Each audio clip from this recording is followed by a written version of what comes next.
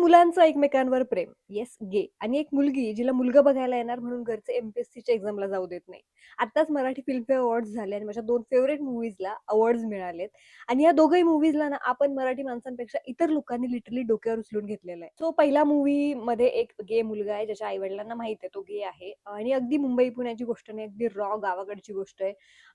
आई-वडिलांनी ते एक्सेप्ट केलेलं असतं. वडिलांचं निधन होतं म्हणून तो आता 10 दिवस गावाला थांबणार.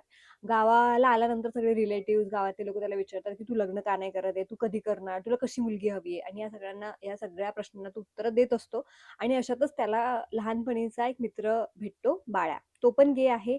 यांची जवळीक वाढायला सुरुवात होते. यांनी जो टाईम स्पेंड केलेला होता तो त्यांना आठवतो आणि यांना काही गोष्टी रिअलाईज व्हायला सुरुवात होते.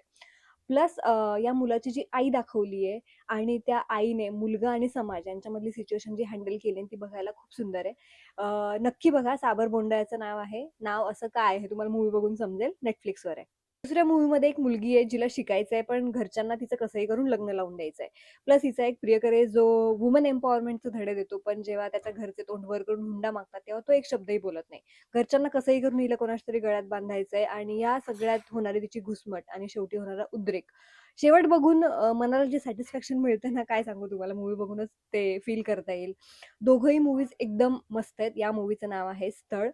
झी5वर तुम्हाला बघायला मिळेल आणि स्पेशल म्हणजे हे दोघं मूव्ही डिरेक्टरचे डेब्यू मूव्ही होते, म्हणजे फर्स्ट मूव्ही होते. पण इतके सुंदर आहेत ना, की वाटत नाही की फर्स्ट फिल्म होते त्यांच्या. सो दोघेही नक्की बघा आणि बघून सांगा कसे वाटले.